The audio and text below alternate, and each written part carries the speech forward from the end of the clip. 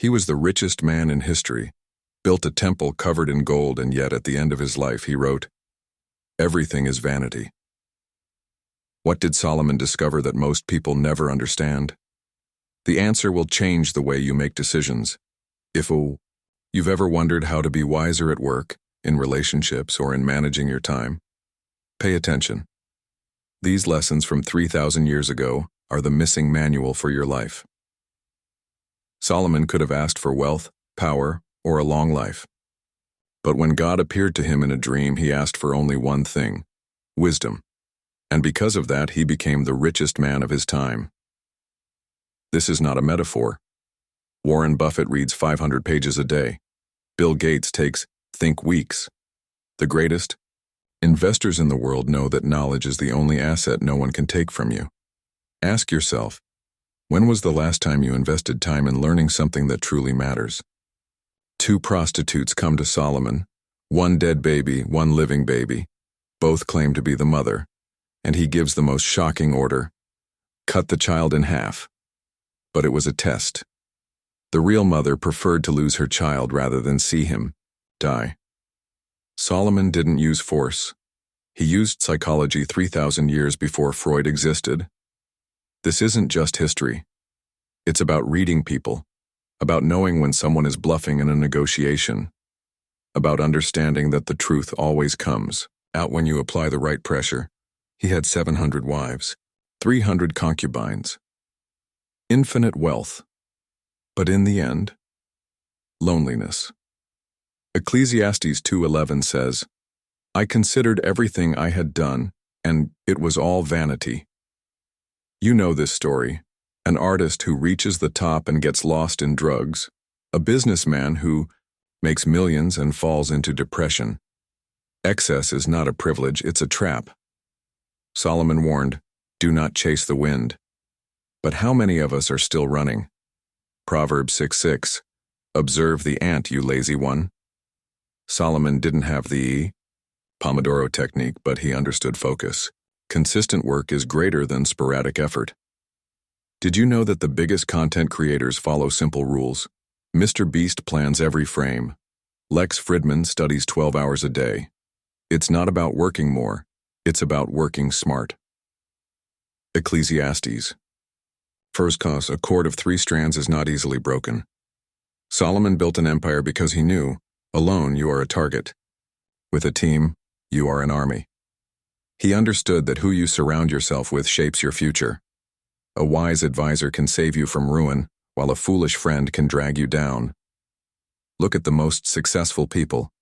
None of them do it alone. They have mentors, allies, and networks. Who are yours? Solomon spoke of seasons.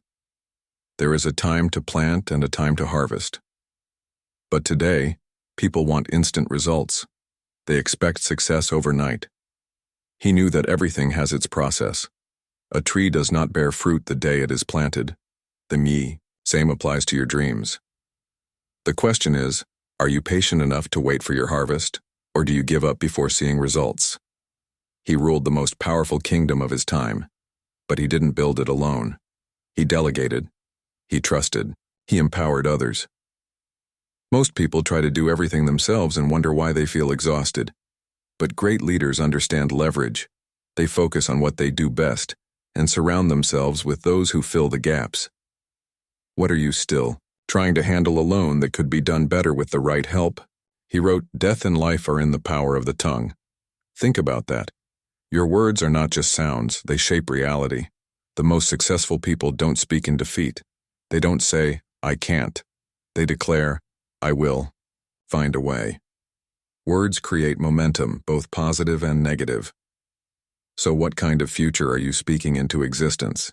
At the end of his life, Solomon reflected on everything he had gained and realized something profound. Wisdom without action is useless. Many people today consume knowledge endlessly but never apply it. They read books, watch videos, take courses, but their lives remain the same. Wisdom is not about knowing, it's about doing. Which of these lessons will you apply today? Imagine Solomon, now an old man, sitting in the grand halls of his palace. The same hands that once wrote proverbs of wisdom now tremble with age. The golden walls of his kingdom still shine, but his heart is heavy. He has everything: wealth, power, influence, yet he feels an emptiness creeping in. The very wisdom that built his empire now burdens him with a truth that few are willing to face. All earthly pursuits, no matter how grand, are temporary. He walks through the halls of the temple he built, the greatest structure in Jerusalem. The scent of burning incense lingers in the air, priests whisper prayers, and the golden ark reflects the torchlight. This was his greatest accomplishment, yet he wonders, was it enough? Did he truly fulfill his purpose? Or did he become too distracted by his own success? He remembers the day he stood before his people, blessing them with words of wisdom and prosperity. The people cheered his name, believing he was chosen by God himself. But now in his solitude, he sees what they never did. His heart, once devoted to God, had been divided.